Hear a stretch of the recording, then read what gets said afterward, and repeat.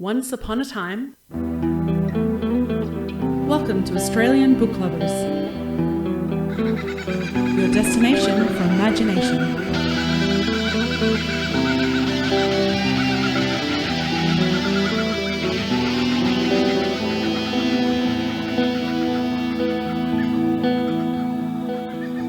A big warm welcome to everyone and a huge thank you for joining us once again for the Australian Book Lovers podcast. Our mission, as always, is to bring fabulous Australian and Indigenous literature spanning a whole range of genres to book lovers all around the globe, as well as fantastic resources and information for passionate authors looking to write their next bestseller. I am Darren, Kasenkow, science fiction, dystopian horror author, reader, of course, and one of your hosts and co-founder of Australian Book Lovers. And coming to you today from, thankfully, the glorious, sunny and soon-to-be very hot corner country, should I say. I've heard so many ways of saying it, so I'm always tongue-twisted. Ghana country, I think, is also... I think Ghana country, yeah. So coming to you from a wonderfully sunny Ghana country for episode number 73. And of course you are being joined by, dear listeners, Veronica Strachan, aka V.E. Patton, fantasy, memoir and picture book writer, reader, and your co-founder and co-host, coming to you today from a delightfully sunny Wurundjeri Woiwurrung, a country here in Victoria. A lovely place that I just got back from, yes. And we gave you a special gift yes. when you went, Darren. Yes, I came back with a lovely lung infection, which I've never had before. I shouldn't laugh because you were miserable for some time. Yes, I was basically out of action for 2 weeks. However, everything is worth it because obviously it's a fabulous drive, although some might say a little bit boring. But, Adelaide, Melbourne, it's a good run. So just over the Victorian border in a town called Nill, which is N-H-I-L-L, yeah. Yeah, love Nill. Yeah, dusty little town. It doesn't look like there's much there. Turns out they've got Australia's biggest pinball collection in their pinball museum. Mm-hmm. So we stopped on the way back and fell in absolute love. Mm-hmm. And apparently they have competitions and your scores are made official, and they've got machines starting from the late 30s, which is like the the Chicago era when they became illegal, and right up to all the very latest machines. So it was fantastic. So yes, it was great seeing a concert over there, great to drive to Melbourne, loved the city, and even better, discovered a pinball heaven, which we will now be doing on a regular, possibly monthly or bi-monthly basis. And of course came back and had an excuse to lie on the couch and feel sorry for myself for a couple of weeks. But anyway, would you like to know the meaning of 73? Because this is fabulous. Well, absolutely. Bring it on. Okay, so apparently the spiritual meaning of the number 73 is that it is a symbol of growth, progress, and expansion. Now, apparently this number urges one to venture into new territory and take on new challenges. The meaning of number 73 is encouraging you to be open to love and to be receptive to demonstrations of love. So apparently 73 wants you to let the magic of love take you away, and also take your fears away and wash away your tears. So very cool little number 73. Delightful. And of course, number 73 as a bingo number. I know you've got more to tell us, but let me say I love bingo numbers. If you're calling 73 Queen Bee.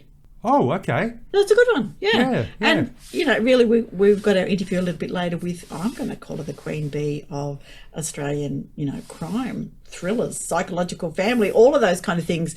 So that's Petronella McGovern. Keep your ears glued to your headphones. Absolutely. A psychological thriller crime writer, Australia. That's all the ingredients for magic. Yes. But 1973 in Australia was actually quite an interesting year. Well, did you know Australia's very first casino was opened, and that was the Rest Point Hotel down casino in Hobart. Yeah, there you go. I didn't know that was where the first casino opened. So go Tasmania, yay! I don't know if casinos are good, but Now, also the federal voting age in 1973 was actually lowered from 21 to 18, although it seems New South Wales had already enacted that change in 1970. So for once they were ahead for something. But yeah, it's from 21 to 18. So yeah, interesting. It's quite a powerful change, really, when you think about it. It means a whole lot more people to vote. Now, of course, sticking in New South Wales for a moment, the Sydney Opera House was officially opened. So, There you go. an amazing monument of Australian architecture. or at least architecture in Australia. I don't think the design was Australian. Now, the removal of White Australia policy was, made permanent, I guess, in 1973. Mm-hmm. So, but there's two other things that So happened. late. It's just unbelievable that was so late, really, isn't it? But I'm glad it came nonetheless. Yeah. Now, I don't know if film lovers out there have seen this one, but Alvin Purple, the movie, was released in 1973. But there is two very important things that happened in 1973. One is AC/DC actually performed their first major show, and that was held in Sydney, Australia. Yeah. And of course, that must have been something to do with the second thing that happened, and that is I popped out into this planet in 1973. Aww. Yay! There you go. So, well, that's a pretty significant day. Yeah. So 73, very cool. Nice. Yes. But we've got a huge show ahead, absolutely. Yes. And like I said, we've got a fantastic interview. That's going to be amazing. Yeah. But how about for episode number 73, we jump into some news? Do it. Bring it on. Woohoo!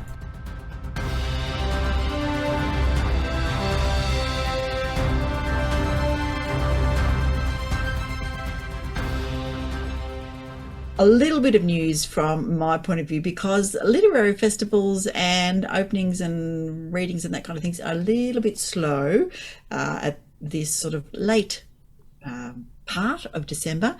But readers and writers alike, keep your eye out for the literary events in the early new year, so January, February.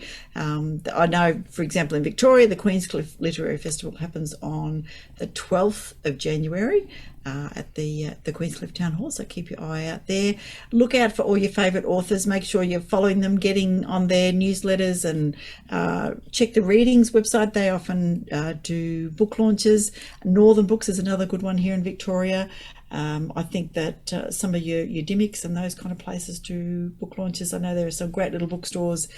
So literary festivals a little light on, launches might be a little light on, but there's no reason you can't jump in and do buy a book or two.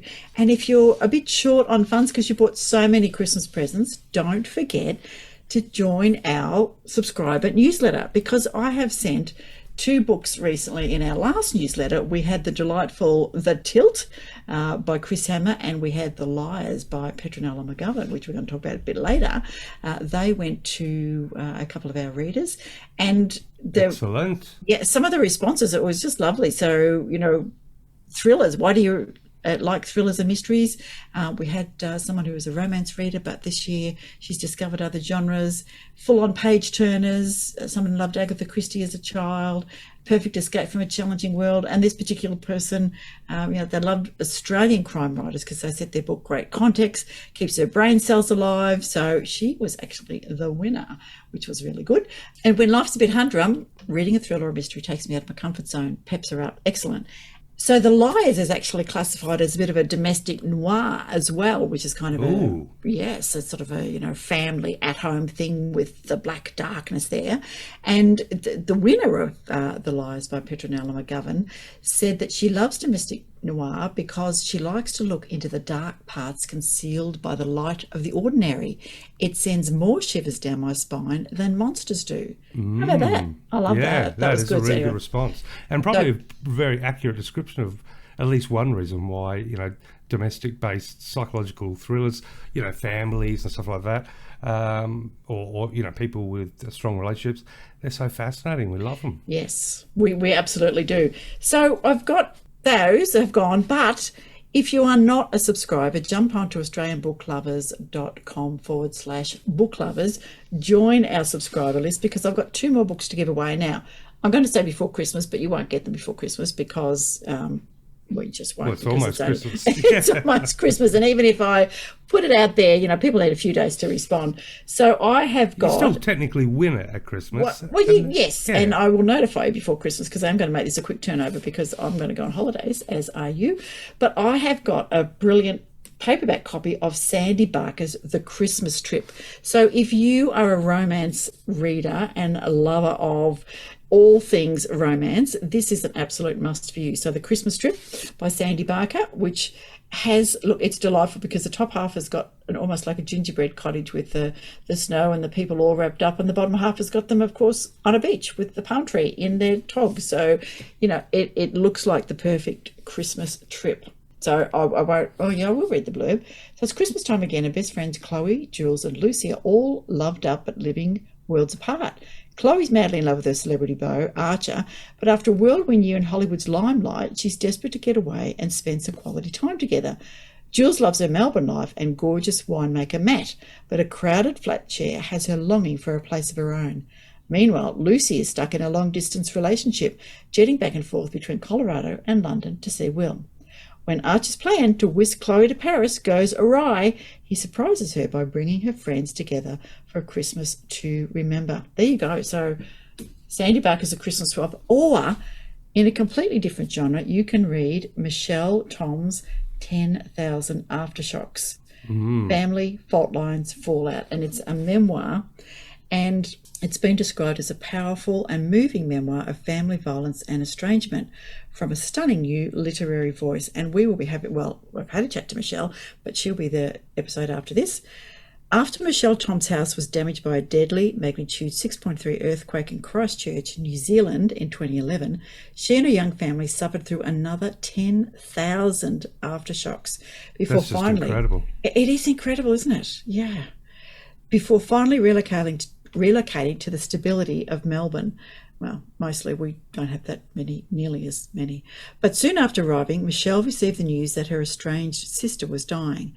Determined to reconnect before her sister died, Michelle flew home to visit, and memories of her childhood flooded back. Told through the 5 stages of an earthquake via remembered fragments, Michelle Tom explores the similarities between seismic upheaval and her own family's tragedies. Her sister's terminal illness, her brother's struggle with schizophrenia and ultimately suicide, the sudden death of her father, her own panic disorder, and through it all, one overarching battle, her lifelong struggle to form a healthy connection with her mother.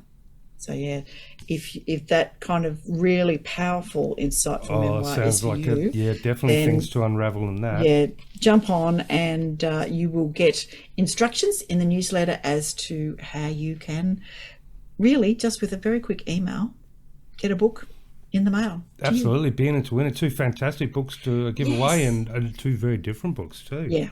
Yeah, and that is my news.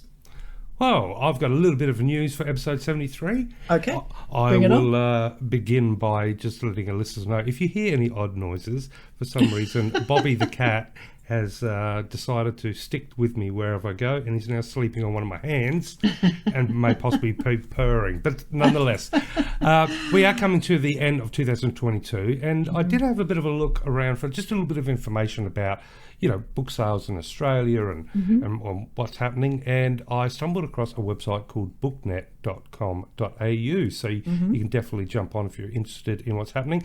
Now, looking there, they say that so obviously they're going for the data for the last 2 years kind of thing, then they'll review this year, next year. But so after a record year in 2020, and that saw book sales growing 7.8% to 1.25 billion with a B.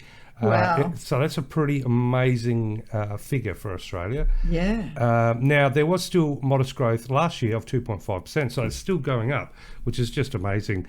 Now, apparently, what they've discovered is readers still love paper books. So in 2022, traditional print is still the most popular reading format for both adults and children across all generations. Ebook sales are currently trailing physical book sales, and that's happening globally. And it's a trend, apparently, that was reinforced during the COVID pandemic, which is odd because I would have thought people would have spent more on ebooks, but there you go. Yeah. So a statistical study found that 41.2% of Australians purchased a printed book, and that data was for 2020, compared with just 15.9% of readers who opted for an ebook. It's very interesting data, but I'm wondering how much you can get the ebook data, because there's so many suppliers. But although when you think about it, I mean, particularly in Melbourne where we had the lockdown, a lot of bookstores were offering like click and collect, Of course, yes. and were offering to deliver books. So they were staying in business. People were supporting local industry, and books were getting sold. So yeah, not surprising, I guess. The businesses had to change their model, and a lot of them They were did. successful. So I'm Yes. very happy that one of those successful businesses was, of course, book sales. But interestingly enough, though, and I'm sure this comes as no surprise to many of us, audiobooks continue to this day to grow in popularity. Yes. So the sales have been apparently rising for the past decade. So they're just on a upshoot at the moment, with no signs of slowing. This little information was really interesting, and that is artificial intelligence is growing and which is showing to have and will have a significant impact. So, of course, they say while artificial intelligence will never be a substitute for human creativity, it's increasingly used by authors looking to find inspiration, brainstorm ideas, and plan out their writing. Now, the publishing industry uses AI to proofread and edit manuscripts, check for plagiarism, and of course a whole lot more. It's also a powerful marketing tool, and it allows booksellers to target readers with online advertising and personalised emails based on their web searches and past purchases. So that is, I guess it's not very scary. I think it's quite awesome, because we're about to step into 2023, and now we're having a conversation about artificial intelligence and how it's working for us. That's pretty cool. That is pretty cool. Yeah, Yes, that's yes, definitely, yes. yay, we're actually heading to the future. I'm not saying artificial intelligence comes with always a bouquet of roses or flowers, Yeah. but just having that conversation is like, yes, we are in the future. I still don't have a hovercraft, but I'm still not doing a weekend trip to the moon. But, But then all the dystopian elements sort of, play on my mind. I've just finished reading Enclave by Claire C. Goldman, and it's brilliant, and it's, based in southeastern Australia. I'll just say that without giving away anything. And it's scary. It is so close, and it is, I don't know. Is technology the answer, Darren? Should we be ditching technology and, all going to live off the grid? I don't know. But then even living off the grid, I see lots of those home shows where people are living off the grid, but they still have solar power, or they still have batteries for pumping water. And I think, well, that's not really off the grid, is it? No. Well, I mean, we're technically off the grid out at the bush. That's solar power, tap timers, rainwater there. But I agree with you what you're saying. And I mean, for me, I live on the beach, so it's a bit, there's very much a contrast. So, for example, in Melbourne, it's a nice, relatively big city. And you've got Best all city in the world, arches. most livable. Let me just say we won that again. It's a beautiful city. No, Melbourne's fantastic. But, and same as, Adelaide's a small city, but you can slowly see all the AI, the digital screens, the the different ways of shopping, the different options. So absolutely, you're also seeing all the the surveillance is growing exponentially. So, but then when I come back home and by the beach, I'm still flip flops on a Hawaiian shirt. So it's funny. It's I can go from it could be the 1960s here right now, 70s, and then you got the future when you head to the city, but also the future when I'm on the computer. So, but yes, talking about artificial intelligence is, it's cool. And I think, if anything, we're guaranteed in the next 5 years or so to see a lot of changes. They may be good, they may be bad, but, there's going to be, the changes are going to move faster and faster, because technology will force it to, because the technology will get faster and faster. I suspect even now there are probably books for sale written by AI algorithms.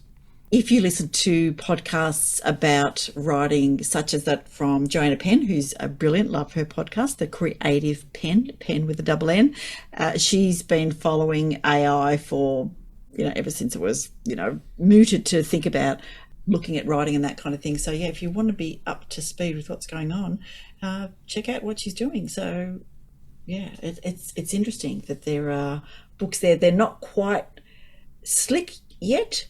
And it's interesting you talked about audiobooks, and I've been reading, a lot more audiobooks as I'm doing bits and pieces around the garden and exercise and those kind of things. And I don't think that an automated voice would bring the same kind of emotion or have the same range as a human. I don't know, that maybe not. I think, any sort of technology that exists will, if it is something that is going to be integral to, the general structure of digital technology and internet, it will get better and better. Eventually, but I'd like to think you're right, because even two people reading the same, page or two are going to emphasise different words in different ways, and everyone has their own rhythm. So it would be interesting, but it could be that you'll listen to one and then it'll say, "Did you enjoy the voice? That was actually, AI." So that'll be coming soon. But all this AI talk is making me think I need a nice strong coffee to prepare for the influx of the dystopian nightmare or fantastic dreams coming our way. So should we pop into the Readers Cafe? Let's do that. Excellent. A good little stop before the fantastic interview coming.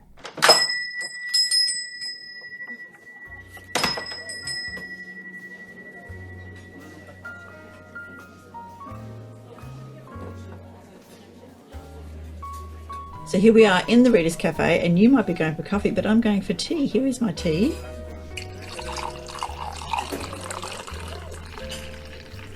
Beautiful hot cup of chai. Oh, lovely. And what cafe are you in today? Well, I think that I'm in a cafe with I'm not going to say beer garden, but with an outside table, because I did forget to mention my couple of Australian idioms. And yes, you did. Yes, meanings and origins, and one in particular that I think most people, well, maybe not, because they do call them different things in different places. We're up to E in the page, which is Meanings and Origins of Australian Words and Idioms. Thank you, Australian National University School of Literature, Languages and Linguistics. And under E is the word esky. Oh, there we go. There's a word used, it's going to be used a lot this summer. Well, it certainly is. But I know that in New Zealand they call it a chili bin. So I'm not sure whether esky is in fact nationally known around Australia, because even if you think about bathers, togs, those kind of things, thongs, flip-flops, some states and territories around Australia have a different name. So if you do, if not call an esky, then let us know what you do. But basically, an esky is, of course, for those not Australians, it is a portable insulated container in which food and drink are kept cool. A common sight at barbecues, beaches, parks and camping grounds in the summer months. An esky is from a proprietary name of a portable insulated container, earlier an ice chest, and also earlier called Eskimo. And it was first recorded in the 1950s. So there you go. Oh, wow. Yes, now, it is the season where if you stop to get petrol, you're almost guaranteed to see someone in the ice pulling a big bag of ice out of the ice, throwing it on the ground, then throwing it in the boot or filling the esky up. Filling the esky, that is absolutely right. Now, a very enterprising woman in the Macedon Ranges also decided that she would make purse-size eskies for putting of a bottle when you're just taking it out for lunch, but you still want to look elegant and not carry your big fat esky. So I can't quite remember what the name of it was, but keep your eye, look for purse-sized eskies, and I'm sure that you will find that. So that was fantastic. So E for esky.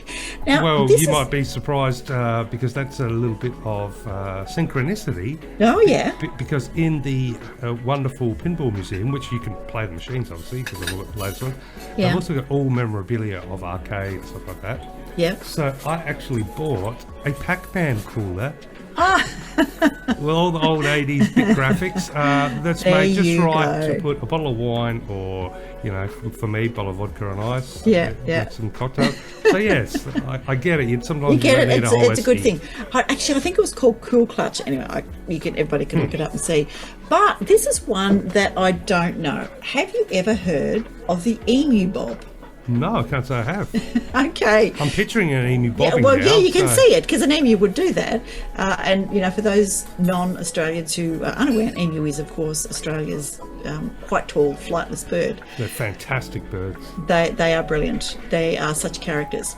Now, the act or process of picking up litter a group of people doing this, the act or process of searching an area of ground for something. So that's what an emu bob is. And you can see, I thought that makes sense. And the term developed out of an earlier verbal form recorded in the 1920s, emu bob, meaning to pick up pieces of timber, roots, etc. after clearing or burning. So by the 1940s, the verb had developed a more specific sense, which was to pick up litter. And then by the 1970s, it kind of had developed into the noun. And the term is, of course, used with the allusion to an emu bending its neck towards the ground in search of food. So there you go. An emu bob. Yeah, I hadn't heard of that one. No, there you go. Well, it's a brand new one for episode 73 for me, so that's cool. Yeah. It comes, it's a birthday gift. Woohoo! Emu bob time. Emu bob. All right, I was going to give you a final E, which some people might think that we do this, which is ear bash.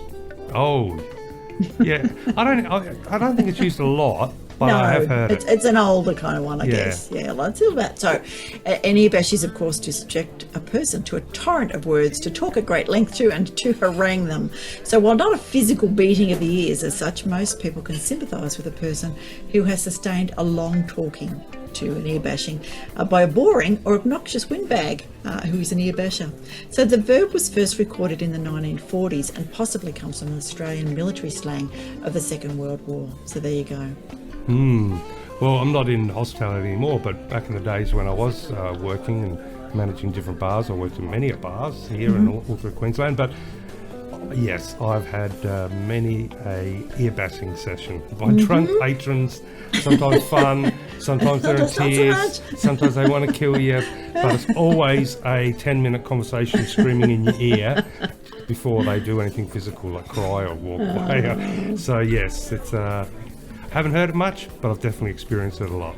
There you go. Yeah. So that's my contribution to the Readers Cafe. So those are our words. Have you got some new books for us? I do indeed. So I'm just, I'm going to raise a nice strong cup of coffee up as a little bit of a thank you to the authors. So we've got two fantastic authors that have submitted some books on the website. Now, because we're about to go into a nice heat wave, my cafe, I think in my imagination cafe, it's based on our Cabana Club, which is just down the road where it's like a Cabana Club, I suppose. You get the lazy boy layout and you lay down on the beach and you get service, you can get food and drinks. So yes, I'm currently mentally laying in a lazy boy under the sun with a bit of an umbrella.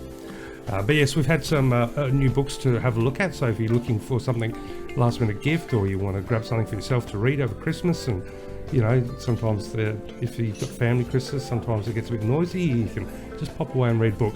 But we have a author by the name of Kym Robinson who has been so kind enough to list a couple of books. He's also just submitted a whole heap of short stories, so I think there's about 4 of them up already. The rest will be up in a few days, but he covers a lot of different genres. But so the first book that he's put up there is The Rise of 3. Now, it is under our fantasy genre, and it reads as follows. 2 teenage brothers, 1 human and 1 dragon, are separated by war. A veteran minotaur who has seen far too much of war. An army of condemned prisoner soldiers, human, ogre, minotaur and dragon. Their fates all doomed. Sometimes true humanity comes from a dragon. Compassion is found in the hooves of a minotaur. Kindness from the big green hands of an ogre, and true courage from the heart of a boy. So it is part 1 of the Condemned War series about 3 different beings of fantasy in a world of endless war. Very, very intriguing, and sounds like some philosophical themes there coming from humanity being sourced from dragons. That's an interesting take. So that is The Rise of 3. Now, also under our fantasy, Kym has written a book called A Night for Heroes. Now, a night being K-N-I-G-T for heroes. And it's a really cool cover. It looks like a superhero. It's obviously a superhero story. Short but to the point description. In the time of forever villains, there is a need for heroes. But in a world of so many heroes, sometimes you have to save yourself. So that is A Night for Heroes, also under our fantasy. Now, just to switch genres a bit, Kym Robinson has also listed a book under our horror section, so of course, already in love with it. It is called The Forgotten Fallen. Now, war is a horror story. It has monsters and victims. It is full of gore and pain. It is not something that a sane mind should adore. It is only with a distance that it can be celebrated with any immaturity. Here are some stories in different settings. They are not supposed to be read leaving the reader with optimism or joy. It seems that war is endless in suffering. So The Forgotten Fallen is a collection of 22 short stories, some previously published and others written exclusively for this book. So yeah, definitely a dark and horrific theme-based collection of short stories. So always, if you are a horror lover, it's a great little thing to be reading. So jump onto that one. And to finish off, he also has another horror book listed. It's called Into the Wild and Out of the Dark. So Into the Wild and Out of the Dark is a collection of 16 dark, macabre and sinister short stories. A cynical collection of short stories to help you pass the lonely nights as you curl into the mattress beneath your blankets and explore what lurks beyond the wall. Dare to read about what crawls among the mind of night. Some of the stories may be scary, others morbid. Some may even be violent. Should one scare, entertain, or even entice your mind to think, then so be the blessings of the writer's pen, however unpleasant it may be. And that is Into the Wild and Out of the Dark by Kym Robinson, also under our horror. There you go. He is a good gentleman. Contribution, thanks, Kym. Absolutely, he's a gentleman who covers a lot of different genres. His short stories range from horror to historical fiction to contemporary. Fantastic. So you can jump on our short stories and have a look there, and obviously jump onto the website in general and jump through genres, fantasy and horror for those books. Now, a little bit lighter and something a lot more fun, we have a wonderful children's book by author Nikki Moyes. Very good. Yeah, so it looks like a very fun book. So we're stepping out of the horror and back into the sunlight where there's cute and fluffy animals and everything's good. And this book is called What Will We Do? So when you grow up, let's imagine what you could be. And a teacher went around the room till she came to me. I said, there are so many things I want to do. Why be one thing when I can do a few? So what things do you want to do when you grow up? Let's imagine what we'll do is an inclusive rhyming picture book for ages 4 to 10 years. Its goal is to help kids think about what they like to do or are good at, instead of putting pressure on them to choose one thing to be when they grow up. I think that's really cool. Now, special focus is given to STEM, arts and community service activities, and What Will We Do includes bonus colouring pages. So that is under our children's genre by wonderful author Nikki Moyes.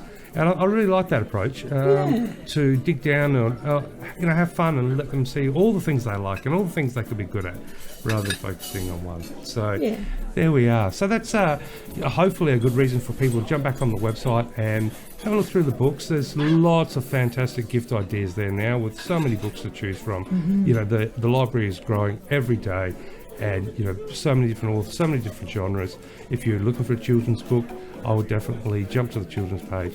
There's so many really cool books there. And obviously, if you're a horror lover like myself, jump into the horror genre. Have a look at some of the fantastic and probably scary and very dark books by author Kym Robinson. But so fun little cafe, lots of books coming on the website. But I think it's time to maybe finish my coffee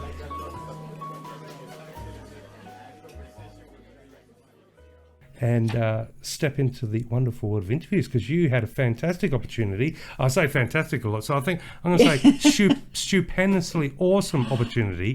Absolutely to awesome. Read, one of Australia's premier crime thriller psychological drama authors. Yes, indeed. So I was very lucky to draw the straw to chat with Petronella McGovern, and also lucky enough that her most recent recently published book, The Liars, was on audiobook. So I had listened to it before I spoke to Petronella, and it is smart, twisty page turner.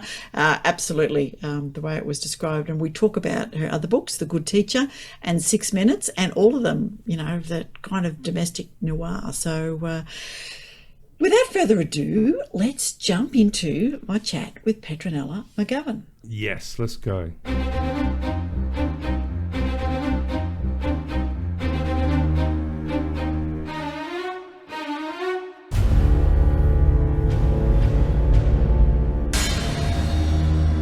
So hello, book lovers. I am absolutely thrilled, and I say that with tongue in cheek, that I have with us Petronella McGovern. She is the author of, I should say, hello, Petronella. Hello, Veronica. Thanks for having me. I'm thrilled too. Excellent, excellent. Now, Petronella, what country do you write on? I'm here on Gadigal land up on the northern beaches in Sydney. Beautiful. And I am down here as per my normal spot, which is on Wurundjeri country, Woiwurrung. Mob own this sort of area around here. And I learnt that I'd been saying Wurundjeri, which was incorrect, and I should have been saying Wurundjeri, because I went to the Macedon Ranges Writers Festival a couple of weekends ago, and Uncle Bill Nicholson, who is an Aboriginal elder, did a welcome to country, and I thought, right, thank you. I've been doing it all wrong. So there we are. So I am on Wurundjeri Woiwurrung country, which is raining, as much of the east coast of Australia is at the moment. Is it raining up your way? No, we're lucky. We've had a little break for a week or so that's been good. That is good. I was down on, I think it's Bunurong country, down in Lorne yesterday. We had sunshine, we had hail, we had rain, drizzle, we had the lot, and it was just like, right, okay, what else can they throw at us? Everything in one day. Everything in one day. All right. Petronella, I'm just going to read a little bit of a blurb about you, and I'm really fascinated that you are fascinated by people, because being a coach, I love that kind of stuff. But Petronella, her website tells us, is fascinated by people, what makes us tick, how we view the world, and the lies we tell others and ourselves. She's interested in the complexities of relationships and the dynamics in families. Petronella grew up in a large family on a farm in the Central West region of New South Wales, building tree houses, chasing cows and avoiding snakes, which all our European friends will go, ah! Bitten by the travel bug, Petronella backpacked in Africa, Europe, America and Russia. Now, her debut novel, 6 Minutes, was published in July 2019 and shortlisted in the 2020 Ned Kelly Awards by the Australian Crime Writers Association and in the Sisters in Crime Davitt Awards. It was longlisted for the 2020 Australian Independent Bookseller Awards. The Good Teacher, Petronella's second book, was released in September 2020 and longlisted in the Sisters in Crime Davitt Awards 2021. We have The Lies, which we're talking about, and that came out in September of this year, 2022.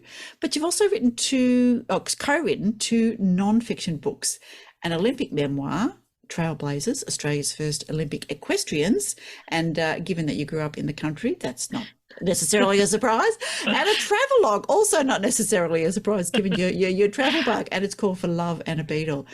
And after working in Canberra for a number of years, you now live in Sydney with your family. So there you go. It's a lovely mix, but sounds like a beautiful collection of things to write, stories about family dramas and crime and thrillers. So, yeah, how come? Well, it is interesting. I think having a large family does make me interested in, the dynamics of people.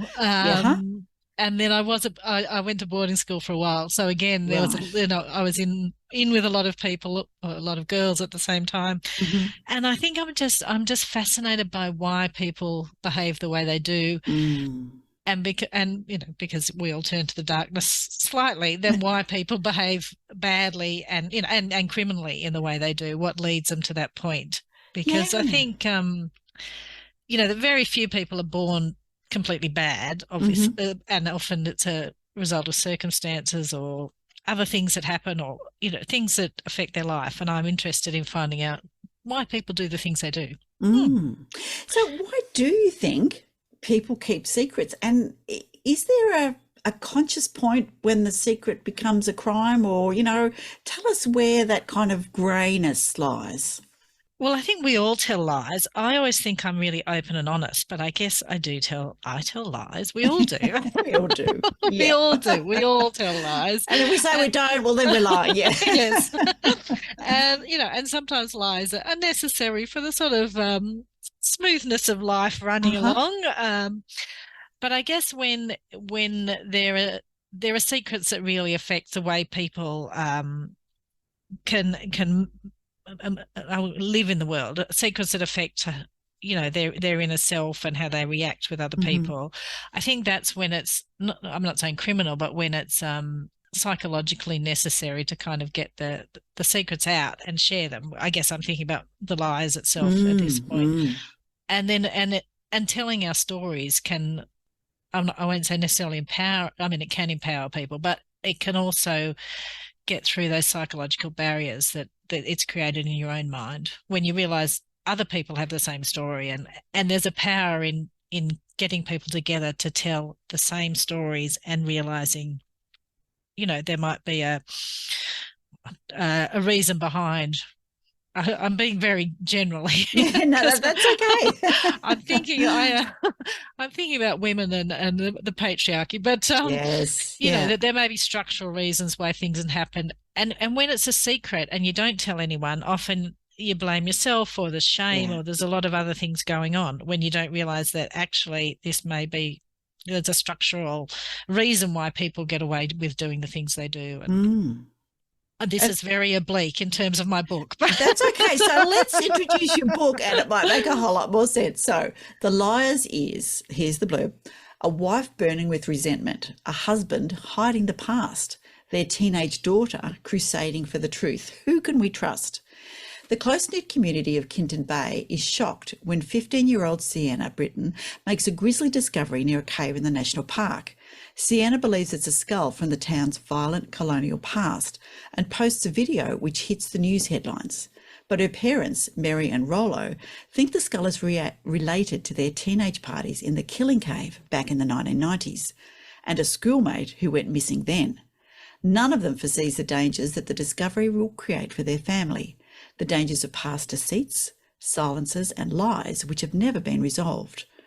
The Lies is a heart-stopping cocktail of family secrets, sinister unsolved disappearances, and a community at war with itself. Yes. There's quite a lot going on there. There was a lot going on there. And look, I have to say, I absolutely loved it. I listened to the beautiful Casey Withu's narrate it, and I just thoroughly enjoyed it. So I love the small town, sort of the incestuousness of everybody knows everybody else's business, because that's what small regional towns in particular are like. Yeah. I think you particularly picked up on that kind of stress between sort of reputation and responsibility and all of those kind of things. So what made you, what was the idea, I guess, behind setting The Liars in that kind of small regional community? I think I wanted a town that could represent anywhere in Australia. Yeah. And I grew up in a country town, and certainly, and my parents were doctors. My dad was the obstetrician, so he knew all the women in town. Yeah. Well, they all knew him. And so people knew us, even though we didn't know them. They're the doctor, they're the obstetrician's children. So I think I've got that sense that, and everyone was interconnected in some way. People knew people. And so I wanted to look at the idea of that when there is an untold story in town, then how does a community come to grips with that and move forward? And it's a difficult question, and it is in all of our Australian towns. And so there's both the sort of I'm trying to talk, so I'm trying to work out how much to say about the story. Yeah, don't give it away. No spoilers, people. No spoilers. But there are two untold stories in particular. I mean, there's a lot of history in the town, and both of them were sort of inspired by different things that I'd read or reacted to.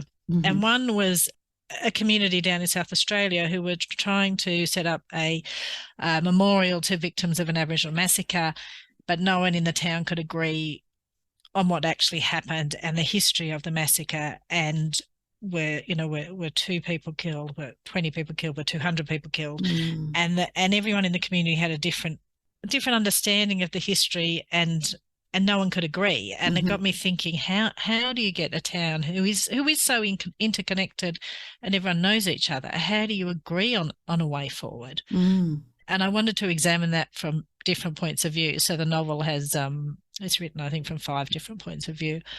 And part of that is sort of this business point of view, business development, because they're just getting back. The small country town is a coastal town.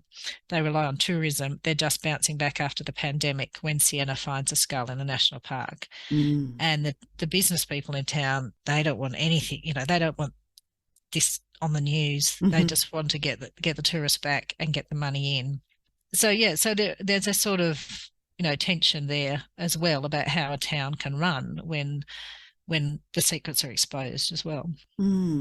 How do you, as a crime writer, because crime thriller, you've got 3 brilliant books out there at the moment in that kind of genre.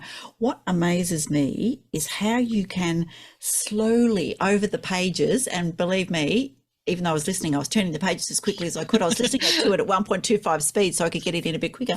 How do you expose the clues or the threads without revealing all the mystery? I mean, how hard is that to balance?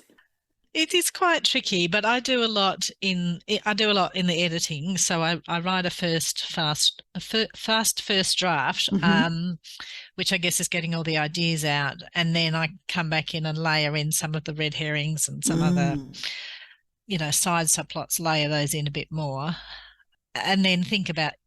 And it's hard as the writer, because you obviously know what's happening, but try and think about what's the reader thinking at this point, and so which direction will we push them in? So yeah, and I really wanted to have that anonymous narrator of one chapter. Yes. And that was very hard to write, but I really wanted the reader to know that there was all this stuff going on, behind the scenes that one person knew, but no one else did. But tricky to write so that it can't be identified. And I couldn't pick who it was, believe me. Great. Oh dear, no, that was very good. You do the fast first draft. You are a pantser, not a plotter. I am, I do. I sort of have four kind of points that I know will be happening in the story. Yeah. And usually I know the twist. So I sort of know where I'm writing to in the distance, but not kind of plotted in between that. Yeah. Very good. And early morning writer, late evening writer? So I find that first thing in the morning is when my brain is the most creative, and I try and get up early and then just sit down at the laptop without looking at any social media, without looking at any news, and just write. And if I'm write for an hour or so and then do getting my daughter to school and everything else. But if I get into that mode, often then I go to bed thinking about the story, and I wake up thinking about the story, and the subconscious seems to be working hard overnight. And I sit down with ideas flowing, and it's fantastic. And even if I only do 20 minutes in the morning, that early morning, then later I'm sort of set for the day. I can come back to it. It's in my head. It's all running through the brain without me doing too much work. It's there. It's ready to come forward. Excellent. You've laid down all the good neural pathways or something. Yes, but I'm not a morning person. It's quite funny. I've just ended up this way. I'm really a late night person. Right. So don't talk to you in the morning, but you write well. Yes, yeah, something like that. This is good. Tell me, how is the research behind all of this? Because you've mentioned in some of the responses that you do a lot of research in your writing. You used to work in communications and write articles. So that was when you were in Canberra? And Sydney too. Yeah. And Sydney as well, yeah.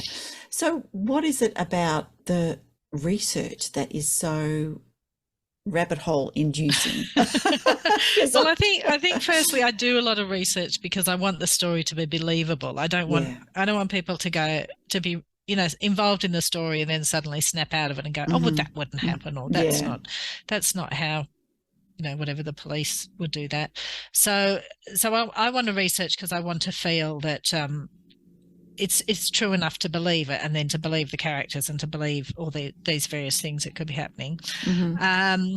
And it was a bit tricky because I was writing this book during the pandemic, so I had planned to do a lot more field research, and then I wasn't able to. So I did a lot of online research, and that's everything from sort of police research to, there's a criminologist character, there's a journalist character, there's a whole whale theme. Then there's the First Nations story side of it. So I did a lot of research there, and then spoke to people as well. And I was able at one point to go and do an Indigenous walking tour on the Central Coast, which was really fascinating to get that picture of interacting with the land, because there's a lot about the landscape in the book. And I had booked a whale watching trip. I'd been whale watching before, and I'd booked this whale watching trip. I think it was the beginning of the pandemic. So, so we had lockdown weather, and then the whales went back to Antarctica. Damn them. I know. And then I tried again the following year, lockdown weather. And finally I got on the boat, and it was, I think, 8 degrees. The wind and the rain were horizontal coming at it.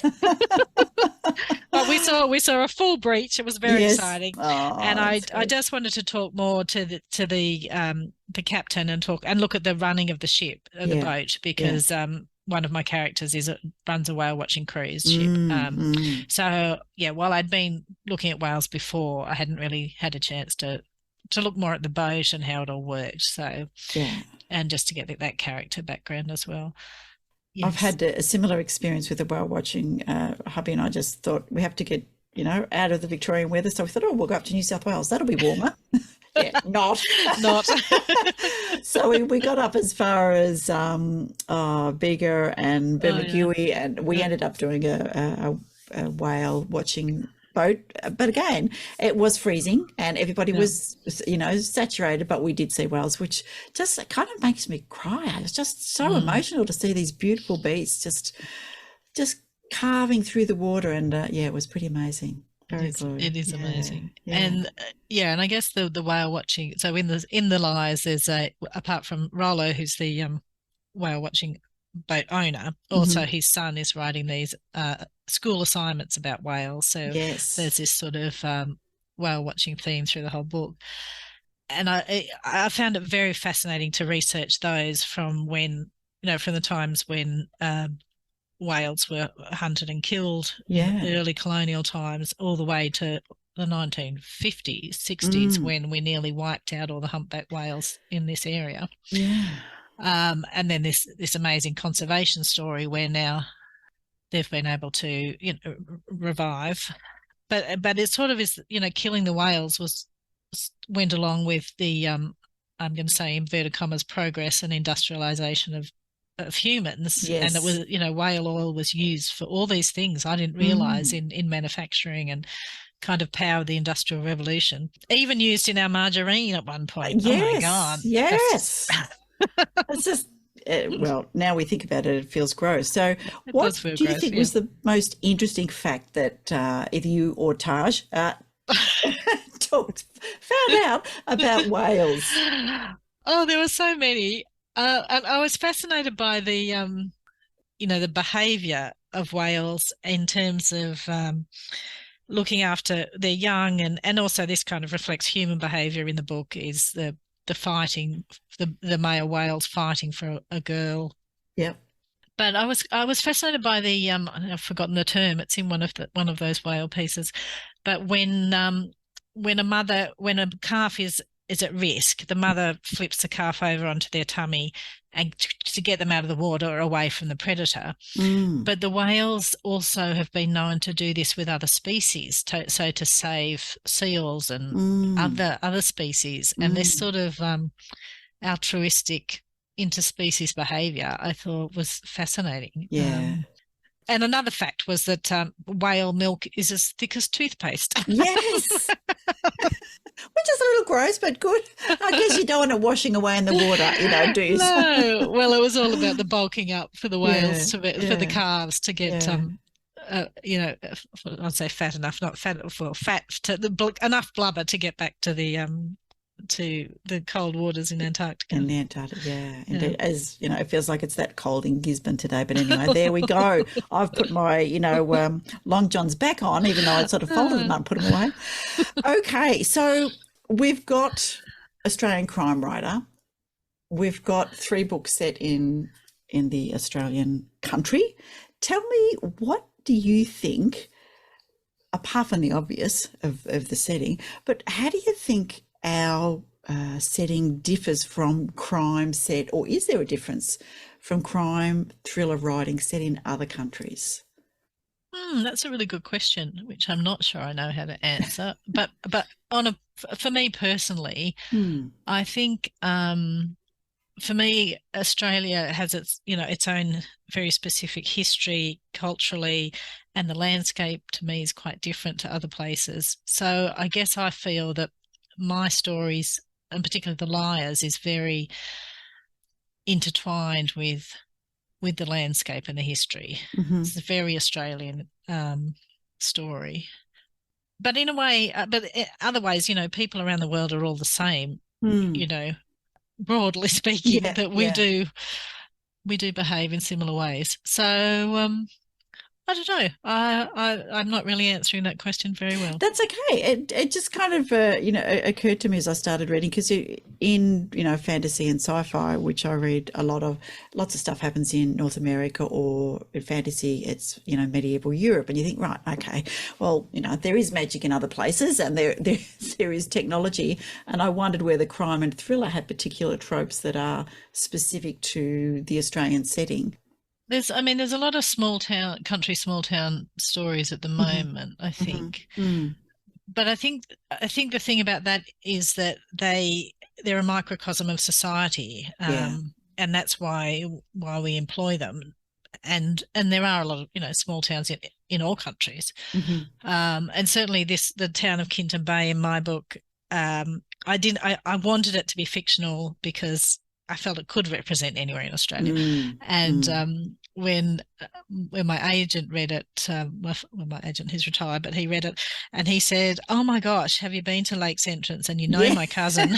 And I said, "I don't even know where Lakes Entrance is." Anyway, no, it's down in Victoria. just on board it. That was part of my holiday. So well, and he was saying, so he felt, this was so. The setting was so real to him, and it was a completely different, in my mind, it's somewhere in New South Wales, but the people in the setting was so familiar to him, and maybe that's part of the allure of when you're writing about your own area and about your own country. And the same with 6 Minutes, that's set outside Canberra. But if a reader wrote to me from Western Australia and said, "I've never been to Canberra, but this could be my own town,"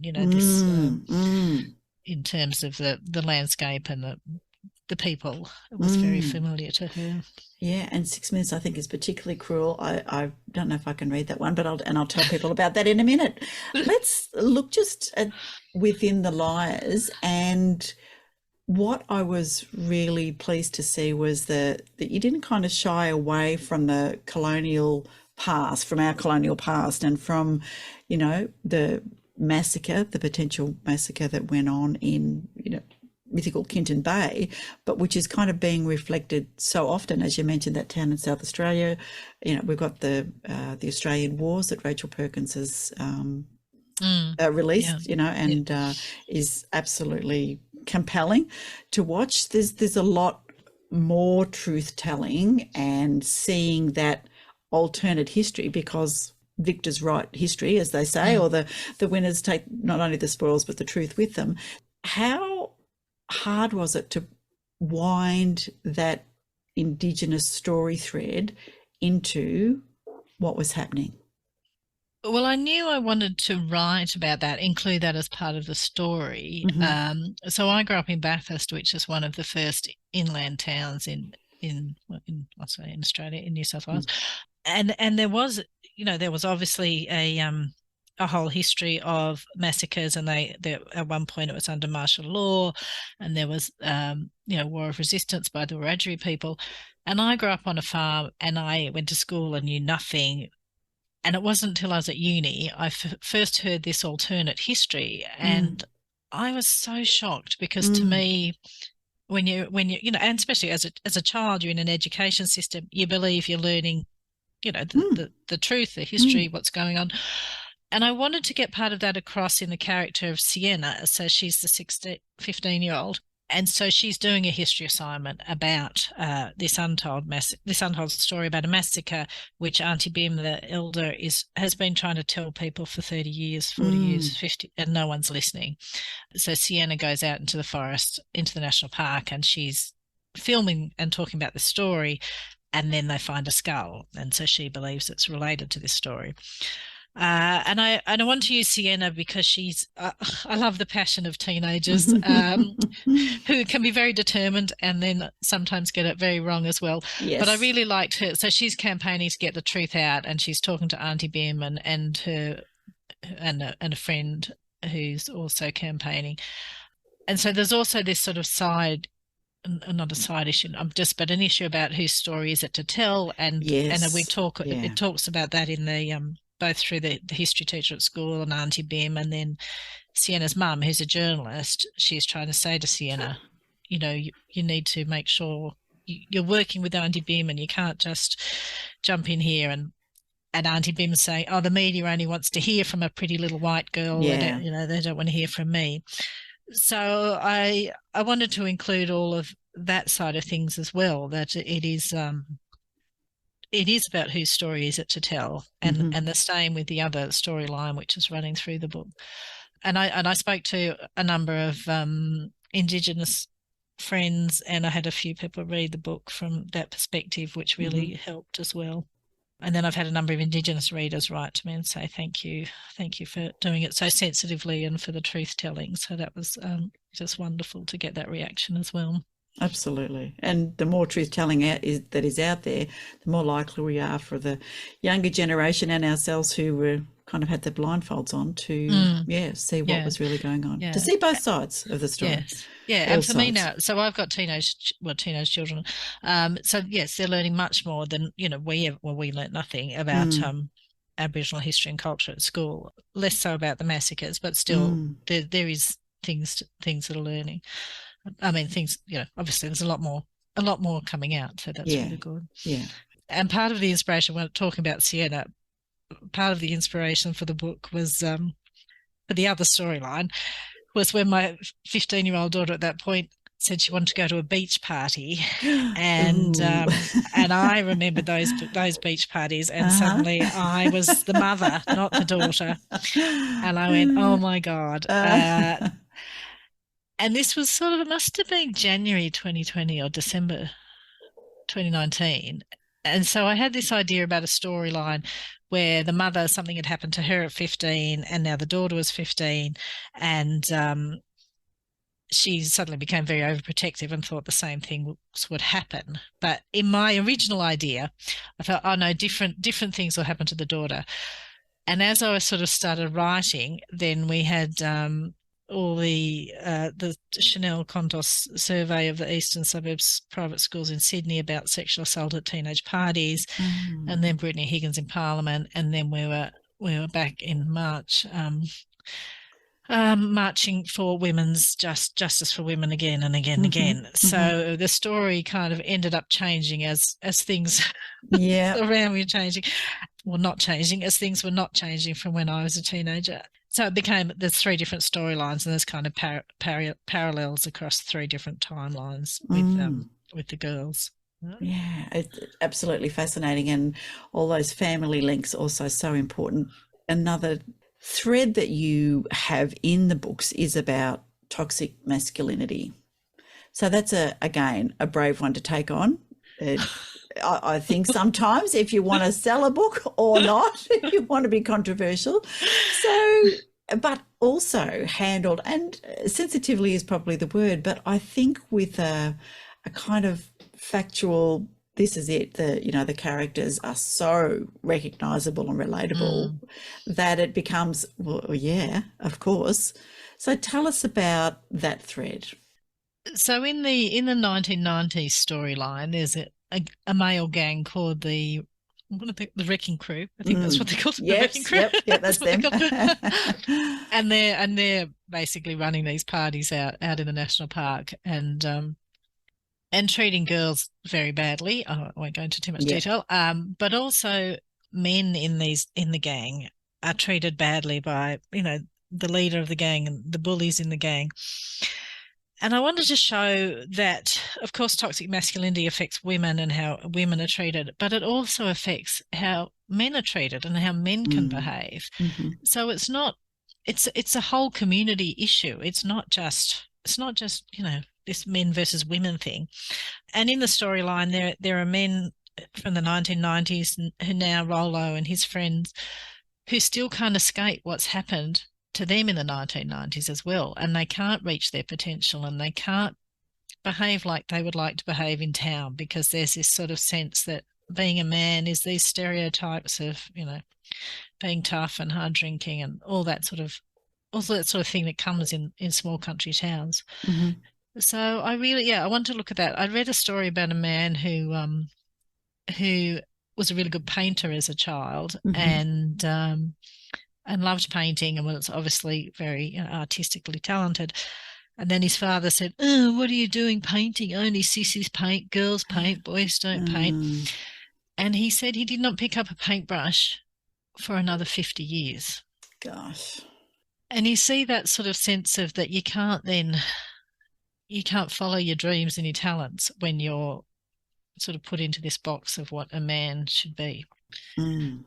As well as the girl's storyline as well, of course, which is what's happened to Mary, who's Sienna's mother in the 1990s, and her friends. And most of her and her friends have left town because of what happened, so they're not there anymore. Yeah. And Mary's just kept it very, very hidden. And held on to that secret. Yeah. Yeah. Okay, so that's The Liars. There's more, but you've a lot. Carefully spoken, very nicely around the threads, and I absolutely encourage people to read or listen to it. So do you get to choose who reads the audiobook, who narrates the audiobook? Normally we can suggest people and listen to their auditions, but partly it's also who's available. So there are these three people available. So they can choose which one you want. Yeah. Well, Casey Withers did an excellent job, which is fantastic. Very good.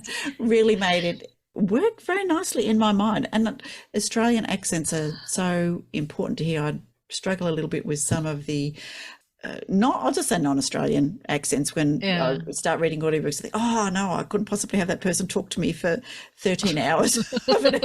I'll just skip on over. I might read that one in a paperback. There you go. That's great. Now, let's look at your first book, which was in fact 6 minutes.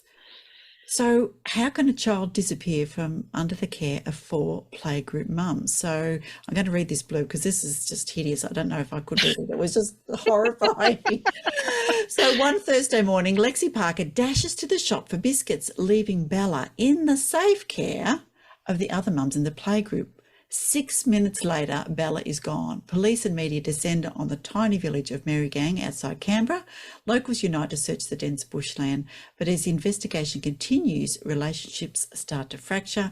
Online hate messages target Lexi and the community is engulfed by fear. Is Bella's disappearance connected to the angry protests at Parliament House? What secrets are the parents hiding? And why does a local teacher keep a photo of Bella in his lounge room? What happened in those 6 minutes, and where is Bella? I don't know if I could read it. It's just terrible. It's okay. You can read it. I can read it. It's okay. Where did that one come from? It came partly because I was in a mother's group, and I thought, we're all relaxed and not. So this is going to sound terrible. We're in a safe environment, and what happens when something bad happens in a safe environment, and how does a group of, in this case, women, how do they respond to each other, and how do they respond to the mother, and are they does she blame them, or do they rally behind her? And I want to look at those sort of human reactions. When the worst happens, does it bring out the best in you or the worst in you? That sort of reaction. And my son when he was about 3, went missing in Questacon in the Science Museum in Canberra. So he was probably missing for 15 minutes. But in that 15 minutes, every fear goes through your head. Yes. And I was interested in sort of bringing those two ideas together. and then it does have a lot of other. I can't seem to write a book without having 1,000 issues in it. So it's there's a lot about online behaviour and how we present ourselves online, and this sort of ganging up. And then this was written for I started writing it, probably 10 years ago. Mm-hmm. Before this real pile, well, I guess we we're getting pile-ons in those days, but it seems to have increased with pile-ons and cancel culture and everything online. But yeah, I feel like online and social media can be so wonderful in one way, and then in the other way it can be so horrendous and so damaging.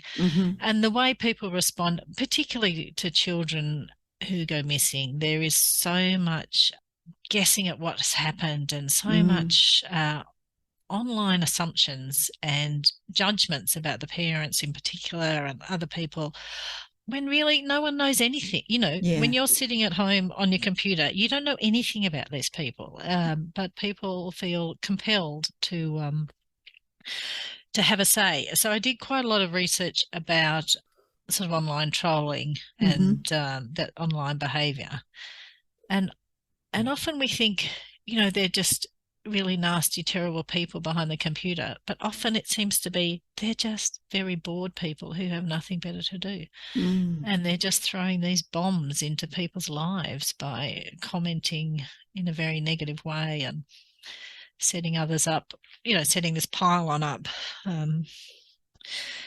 So that's one part of it. And then there's also the sort of the marriage and how the husband and wife deal in this situation, and the friends, and then the detectives. It was so I did quite a bit of research with the Canberra detectives, which was really interesting, and how much, again, technology had changed the way that they respond. Well, that they investigate. Investigate a crime, which is really interesting as well. That was your first book, and number 2 was in fact The Good Teacher. Here's the blurb for A Good Teacher. The Good Teacher, beg your pardon. A good teacher can change lives. Every evening, Alison watches her husband's new house, desperate to find some answers. Every morning, she puts on a brave face to teach kindergarten. She's a good teacher, everyone says so. This stalking is just a tiny crack in her usual self-control. A late enrolment into her class brings little Gracie, sick and grieving. Alison smothers Gracie with the love she can't give her own son. When Gracie has a chance to go to America for treatment, Alison whips up the community into a frenzied fundraising drive. But as others start to question her judgment and the police arrive at her door, Alison wonders if she can trust herself. Has she crossed a line? How far will the good teacher go to change a life? And whose life will that be?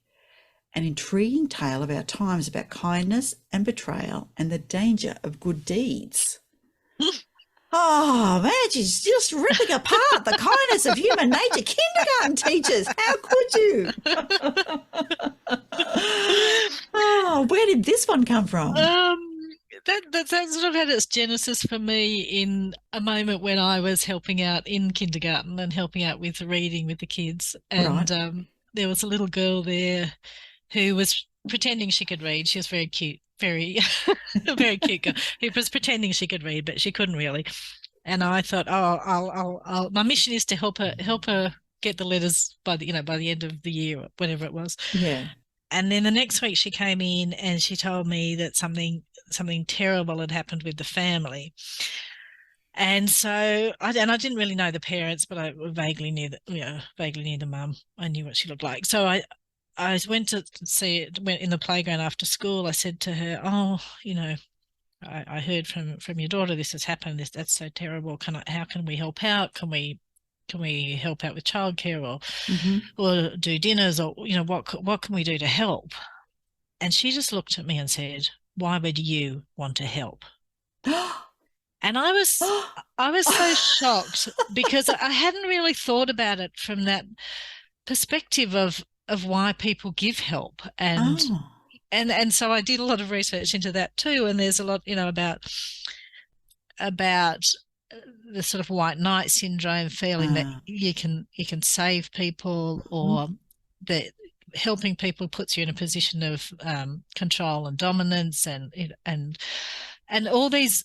I mean, I think helping is wonderful, and I never really considered the flip side of it, but also manipulation, of course, and also from the point of view of the receiver, that maybe they have had things happen in the past that they are suspicious about people who've helped, and and that may be, people who've had their children taken away, or that sort of pretend institutionalized help. I'm saying inverted commas, that is kind of against what they feel is best, and the sort of good Samaritan that can actually be doing more harm than good in a misguided kind of way. But so all this kind of really fascinated me, this whole theme of kindness and where it could lead.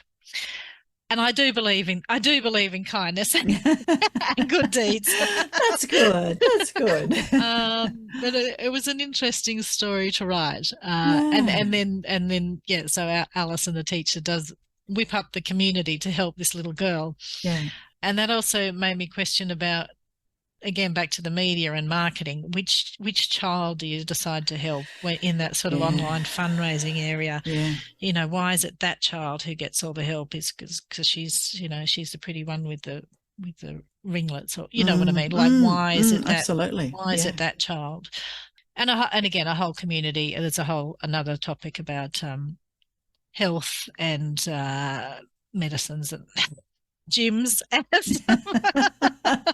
There's a lot going on in that one too. And the trouble with that one is there's an awful lot of twists, and it's very hard to talk about the good teacher because there's a lot going on that I can't talk about. I keep thinking I'm going to write a book that I can talk about. Yes. But then it probably wouldn't be a crime and thriller, so that's okay. No. Keep it as you have. Keep them compelling and page turning. That's absolutely fine. Thank you, goodness, no, definitely. All right, I might have a go at the other two now that you've told me. My sister was a kindergarten teacher, so I thought, and she was such a console. Yeah. Right, so let's go to the non-fiction books. And where did they come in the chronology of writing and publishing? Were they before the fiction? Yeah, or between? they were before. Yeah, so I was always trying to write. I'd written another novel early on, which is still in the bottom drawer. So I'd been writing, but So in the meantime, someone had approached me to sort of, I say ghostwrite, but then I said my name's on the cover, so it's not quite ghostwrite, co-write. Yeah, co-write. So I was keen to do those stories, which were really, really interesting. And it taught me quite a bit, even though they're both non-fiction, but it taught me about storytelling in a way that, life is so random, but when you're telling a story, people need it to make some kind of sense and have some kind of narrative arc. Yeah. So it was interesting to look at both of those stories and try and get a narrative arc across it and themes across them to make sure that they fulfilled the need for a storytelling brains that we all have. Yes, yeah. I like the way nonfiction is sometimes described now as creative nonfiction, so that people get a sense of, okay, it's still going to hold together and engage. And people do love stories, don't they? Yeah. Okay. So they're both very, very different and very fascinating. And the horse one is funny because I'm not really into horses. It was the first time Australia was in the Olympics for equestrian events. Yes. Which was in fact when the Olympics was in Melbourne, but because the horses, they couldn't bring all the horses over on ships. Course, then the equestrian events ended up being in Helsinki, and so Australia had to send riders to England 2 years before, and the horses to England to learn how to become proper equestrian riders, because we were more the cowboy type bush riders. And, a little rough around the edges. A little rough, yes. Yeah. So we had these sort of farmers and outback boys who ended up living near London and learning how to do dressage and show jumping and going to events with the Queen and Princess Anne. Which one was Princess Anne? Yeah. I think so. Who was in those Olympics. So it was, and really they were the underdogs, and they ended up coming fourth in those Olympics. This is great. And then in 1960 Olympics, Australia came first. So it was a real sort of underdog story, which was quite fascinating. Which we do like in Australia. We do like to back with the underdog. Yeah. What are you working on now? I'm working on the next novel, which was scheduled for next September. Yep, lovely. It's about siblings, about a cold case. And because the liars were so complicated and had these, a number of different timelines and storylines, and I thought, I'm going to keep this straightforward. I'm just going to have a brother and a sister and 2 points of view and one kind of timeline. And I've ended up again with 5 points of view, and it's in the snowy mountains, but also in Pennsylvania in 1958. And I'm like, oh my gosh, what am I doing? What am I doing? Oh, goodness me. So I seem to like to enjoy making it hard for myself. But anyway. But pleasant for the readers, so that's okay, I see that's what happens when you don't plan. It kind of goes off in directions you're not expecting. Has a life of its own. It does, yes. So, Petronella, are you writing full-time?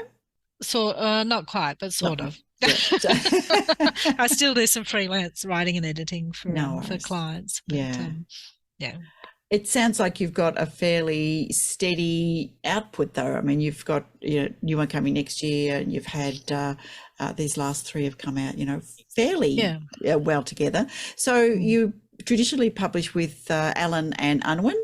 So are all your books been through them?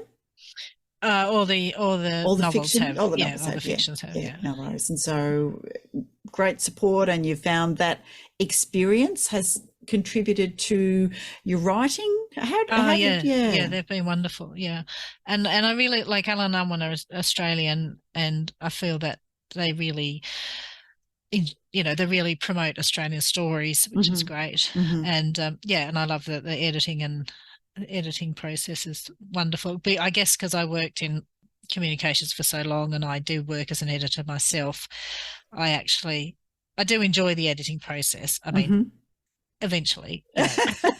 Yes. But I know, I know, like other writers say, I get the edits and I just cry, and I'm like, oh well, I know that's what I do to other people, because I do editing for so I know it in the end it will be a better book once you've gone through the edits. So and it's fascinating to me what an editor picks up and says, you've done this theme, and why have you done it this way? Or when as a writer, often there's so much subconscious going on, and then they can see a bit more clearly what you're doing. Yeah, that step back is incredibly helpful.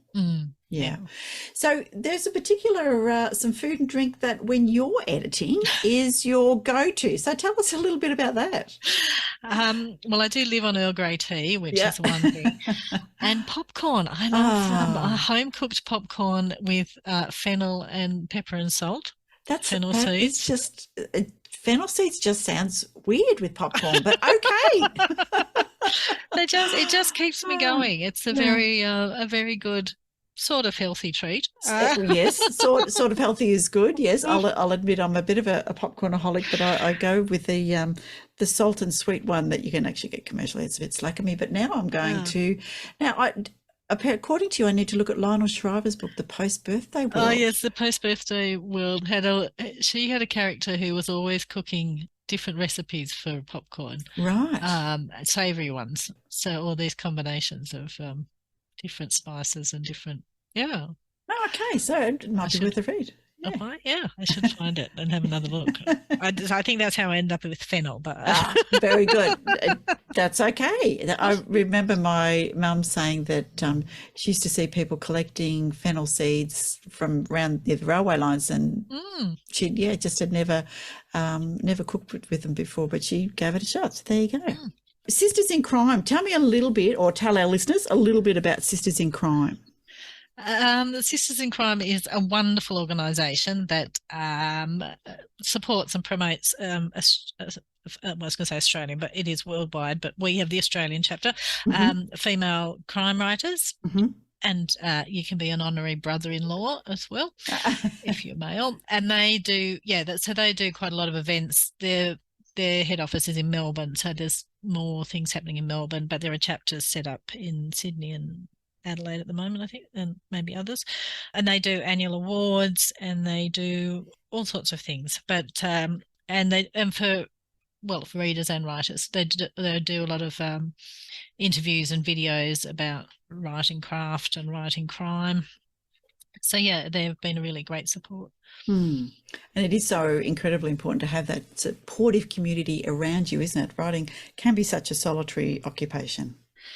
Yes, absolutely. I think I didn't quite appreciate that when I had a book published, I would suddenly get a whole new set of friends,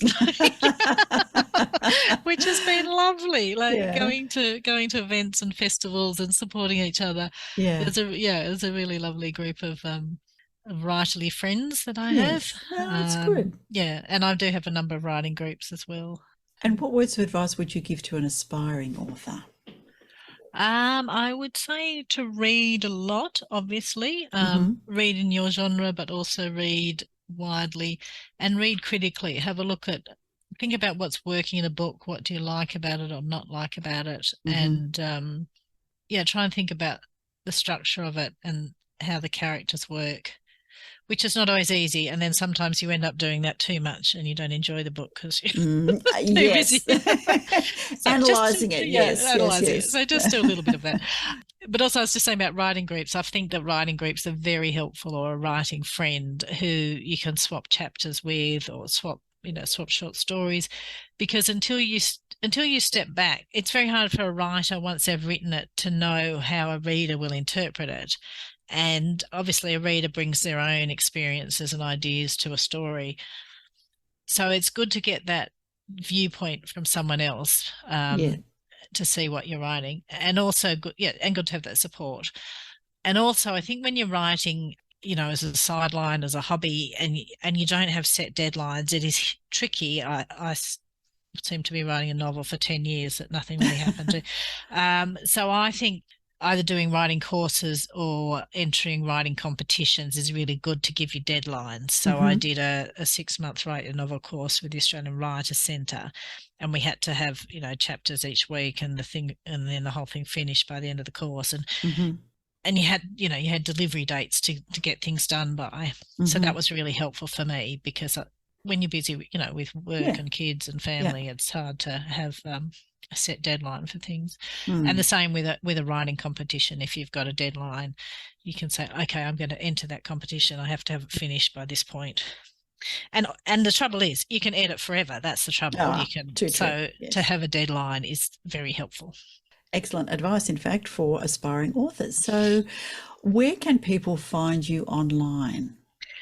So I'm on Instagram quite a lot, Petronella_Mc, MC. I'm on Facebook, Petronella McGovern, and I have a website, petronellamcgovern.com.au. I'm not going to ask you why should readers listen to our listeners read or listen to your book, because they just should. That's my recommendation, is to get in there. Veronica. You just should. Christmas is coming, people, and we do, in fact, thanks very much to Lauren and Alan and Unwin for giving us a copy of The Lies to give away. So that's going to go out in our next newsletter to our subscribers. And so if you want a paperback copy, peeps, get on to our subscriber list and do that. Thank you so much for giving us your time on this, blustery old day, and interrupting your editing for a quick chat and, sort of across the world discovery tour of all of your writing. So I really appreciate your time. Thanks very much, Petronella. Oh, it's been wonderful. Thank you so much, Veronica. Take care. Bye for now.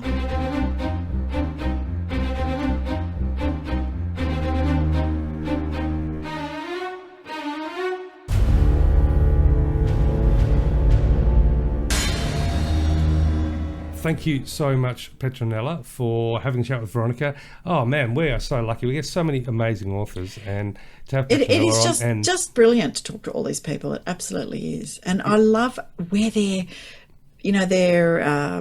their source of inspiration comes from, and what they want to write about. It's just So many different things. And so many different styles. Yeah. I think, when I'm sort of doing the work on the website and, I'll have a look at, go to the, anyone can go to the podcast tab on the website and then look at all the previous. And it's just fantastic to see all the photos of all the authors and knowing that each one has such a unique style. But we've been gifted, you could say, for this summer Christmas period. So, we had Chris Hammer. So he's a very prolific crime writer, and Petronella, again, one of Australia's premier crime writers. Such a gift, and I love it. It's such. I don't really. I suppose I write thrillers, but I think delving into sometimes it's family orientated. And I can see because there's so many simmering passions that can be, when it comes to family, can't it? It's not always roses. No, it is absolutely not. Yeah, and we must also say thank you to Alan and Unwin for getting in touch with us too. They were very helpful and giving us a copy of Chris's book in particular. So yeah, and I'd definitely ask our listeners, jump on Alan and Unwin's website. They've got amazing books by amazing really Australian great artists. Yeah, really great supporter of Australian talent. So I'm not going to say fantastic again. No, you're going to say awesome. I know. They are true legends. Yes. Now, I am always interested in why psychological thrillers appeal to people. And I found an article by Yu Jung Kim in Psychology Today where there's talk about why do psychological thrillers prompt readers to examine the darkness in all of us. And it was quite an interesting read. They have a rule about reading. They only allow themselves to read psychological thrillers during the weekend, because if they make the mistake of starting a new novel during the work week, they'd be in danger of being dragged away by a snowballing plot that is impossible to stop and find themselves reading well into the wee small hours of the night. And I am absolutely with them on that. It's just, whoa, yes, compelling page-turning stuff. Now, interestingly, a master of the genre, John Hand Korelitz, who's the author of You Should Have Known, and apparently it is, I don't know that I can watch them. I can read them because it just takes me one step away, but I don't know how good I am at watching these, and I have to watch them during the day, and that's, who gets to watch telly during the day, because the other times it's a bit scary. Now, as a horror author, you're going to go, yeah, that's pathetic. But anyway, so Korelitz states that the reason psychological thrillers are so engaging is the ongoing tension between what the audience knows or thinks that they know and what the characters know or what they don't know, and the sort of smugness the readers feel in relation to the characters. So, we're busy yelling at them in our heads not to make such stupid decisions, and we're also saying, we would never fall for such a suspicious character or an obvious ruse, but of course, we're safe in our armchairs, and, none of us have responded to those online hacks or, been taken for a ride by anybody.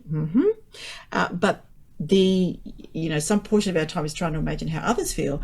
But interestingly, the most essential component of any psychological thriller is the climax and the ensuing denouement, which, Hercule Poirot does so beautifully in Agatha Christie's works. But all of the characters' choices and reactions serve to catalyse a cathartic conclusion as the pent-up tension is released and the mysteries are finally revealed, usually with a twist or two. They live and die based on their endings. So there you go. So do you like reading psychological thrillers? I do, absolutely. And, if there's a good movie, I watch that as well. But reading them, I think, can be cathartic, to use one of the words you just used there in the description. Because, when it's you've got characters that are maybe, for most of us, we have, I guess you could say, a dividing line where our emotions can definitely boil over, and of course that happens in our relationships. So whether it be a family relationship, a love relationship, a friendship relationship, so it's fertile ground for emotions to sometimes almost get out of hand. And it's something we probably all experience at some point. But a good psychological thriller, they cross that line.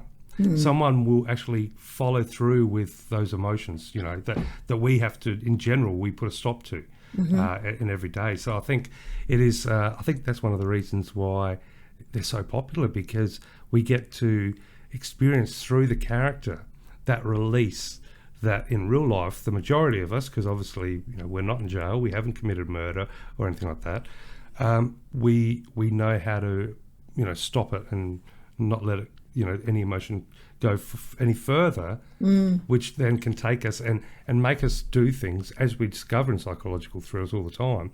It can make somebody do something that they never, as a character, they never imagined they would do.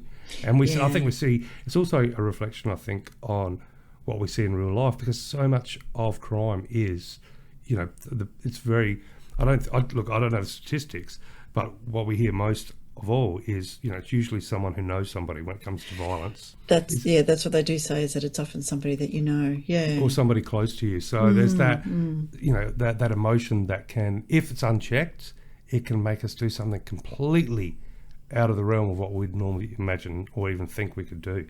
So I think, I think it's a bit, and writers like Petronella that can keep people, in that theatre of the minds where they can go in and experience that.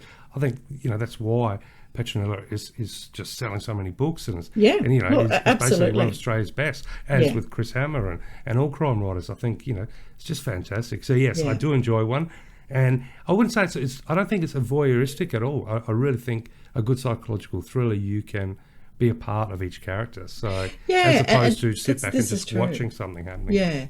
I like this. Just one more little point in this Psychology Today article, that psychological thrillers, exactly as you've said, give readers the opportunity to explore individual motivations from a bird's eye perspective, and this allows the readers to predict how individuals faced with impossible choices would play out in real world situations.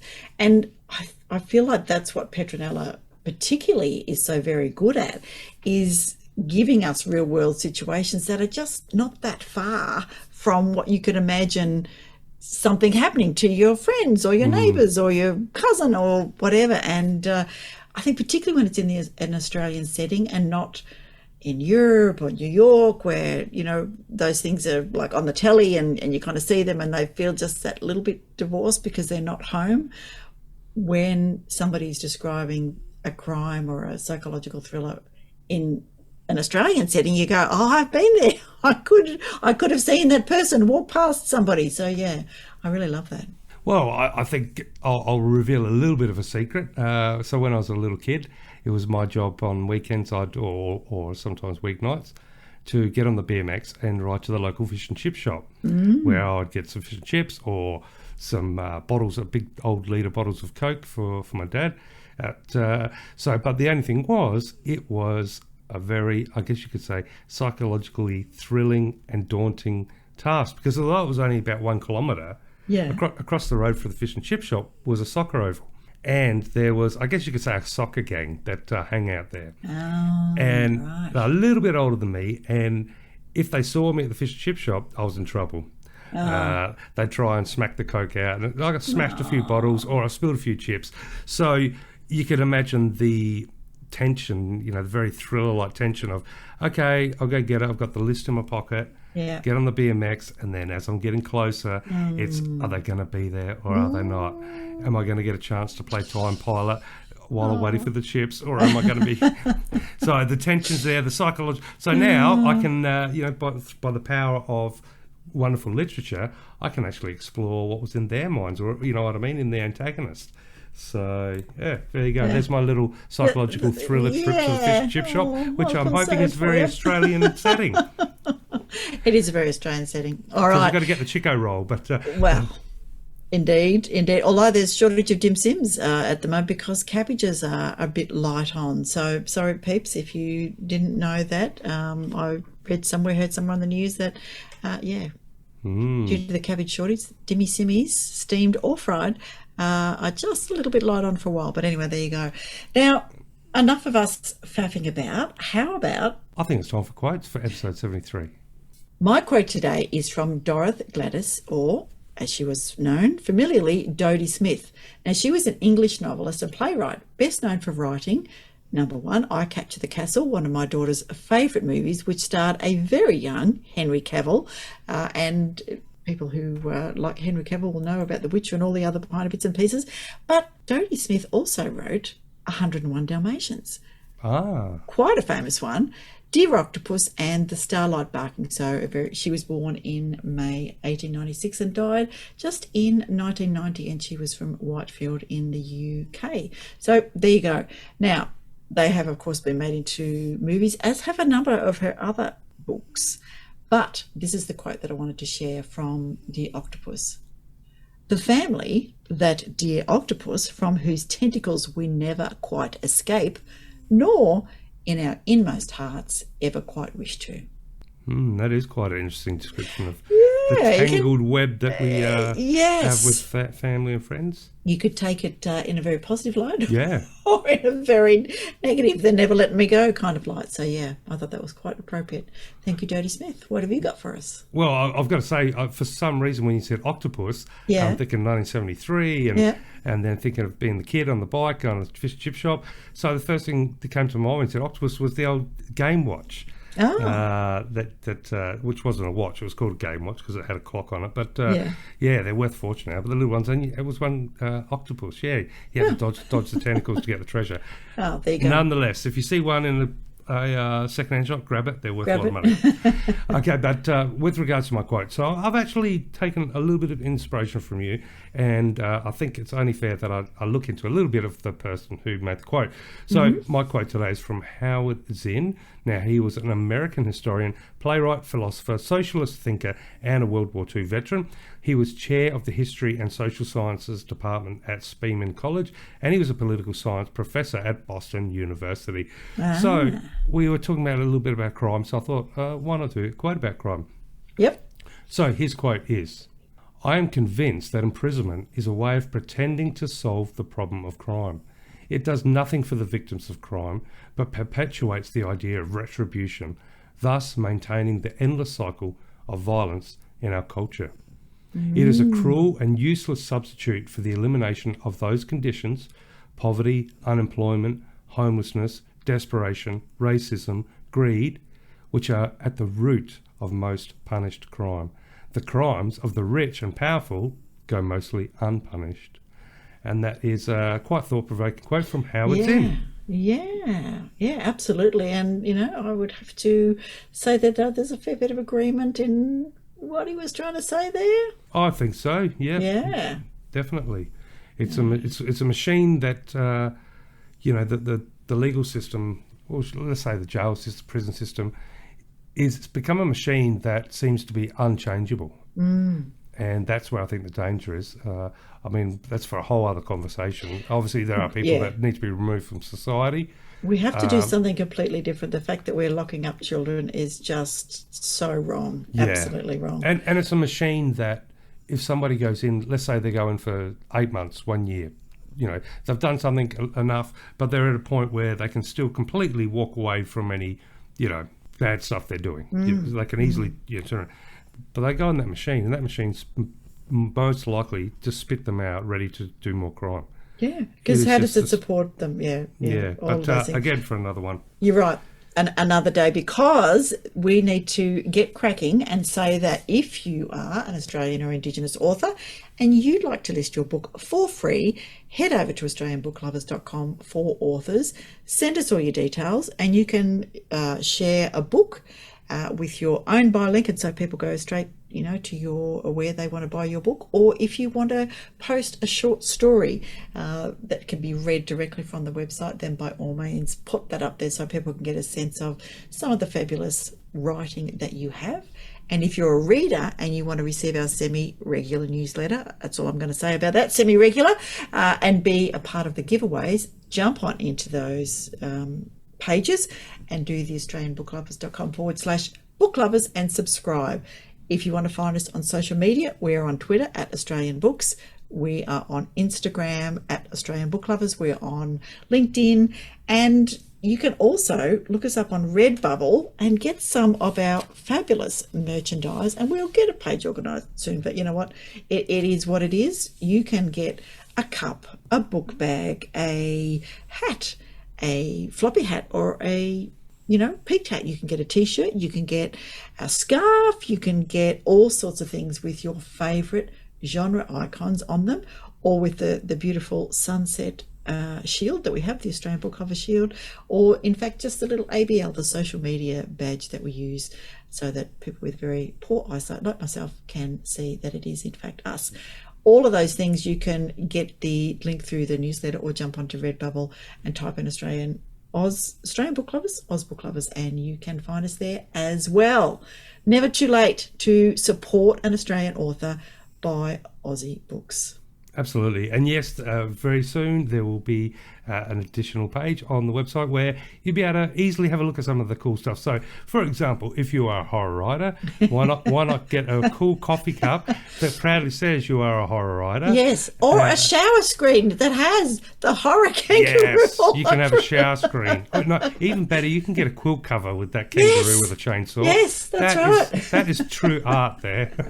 Imagine inviting a friend back to your place for the very first time, and they turn around and there's the chainsaw wielding, mask wearing kangaroo then saying horror on it. Yes. Well. Yes. And having the pillowcases, the little sci-fi platypus. I think it's the perfect bed set. Yeah, yes. I have got a T-shirt that has got the fantasy kookaburra with dragon wings, and it is brilliant. I have lots of people go, "What?" as they kind of look at it and go, "Is it? Yeah, yes, it is. Yes, it's a kookaburra with dragon wings." But so many cool stuff. So yes, if you are looking for a coffee cup, for example, it's always a good way to start, because every writer, I think, loves a good tea, a good coffee, maybe a splash of whiskey in a coffee if it's evening time. But a good opportunity to get a cup. But also a good opportunity to think about our tagline. Yes, psychological thrillers, domestic noir, crime, all those kind of things. I'm thinking, well, we're talking about how the antagonists, or at least, sometimes the antagonists are victims in psychological thrillers too, because the emotions get the better of them. So I suspect that internally, if you are one of the characters, there's got to be something sort of pushing you over the edge, telling you to do it, maybe whispering. So maybe we can do that whispering voice in the mind of someone who's about to snap and do something irreversible, shall we say, in a psychologically thrilling way. Yes, I will just say that I have just, because I've been riding on the exercise bike, and I've just been rewatching Good Omens by Neil Gaiman and Terry Pratchett, and the voices in the head, of course, of the young Adam Young, who is the Antichrist in this particular genre, in this particular series. The voices in his head are telling him to do very bad things. So but then the others are telling him to do good things. So interesting. Sometimes in your brain, or at least in my brain, it can be a party of voices, and like any party, you got the cool conversations, you got the ear bashers, and you get the naughty people. So yes, it can be a little bit of a dance in the brain. So, but how about we be the little voices? So is that a danse macabre? Is that in fact the meaning of that? I suspect the meaning of that is maybe a dance with people with grotesque masks. That's what comes to mind. Ah, there you go. But I have no idea. Something I should probably look up, actually. I just love the term. It always comes with different visuals when I hear it. Yeah, there you go. All right. Okay, so here we go.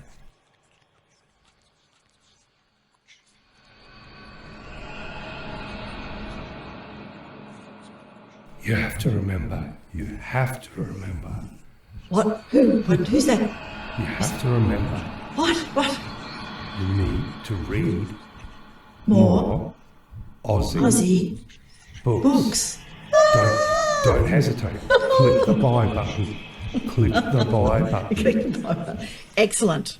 I will. Thanks. Voice in my head. Okay, now go get the knife from the kitchen. Oh, no. Do it. Okay. There we go. Once again, Academy Award acting on Australian Book Lovers. If you ever need any stand-ins, you know where to come. Yeah, we're that's here. right. We're ready for you.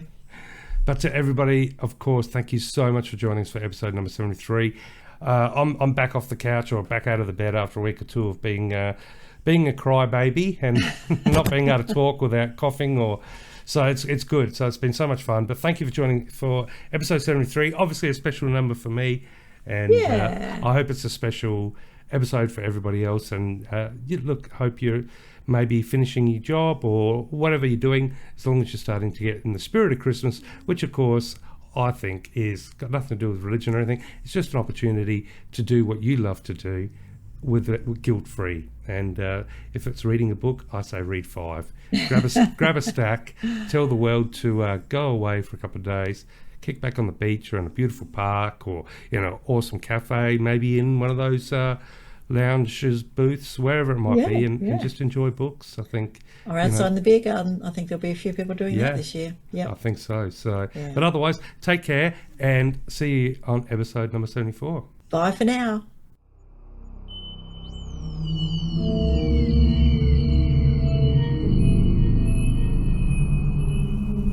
See the City Red, a dystopian horror thriller by Darren Kasenkow. This is compelling and well written. It's a classy thriller that draws you in. The language is smooth and with characters you want to know better. Its underlying premise consistently challenges, and you find yourself at times reluctantly seeing both sides. Then it takes a sci-fi twist, throws in a well-written dose of disturbing horror, and ramps up the action. Can't wait for the next one. Let's meet again. Where magic happens.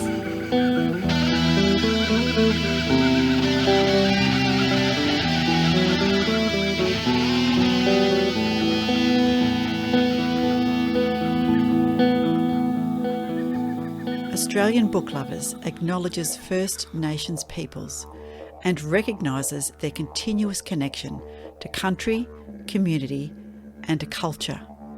We pay our respects to elders past, present and emerging, and honour the sharing of traditional stories passed down through generations.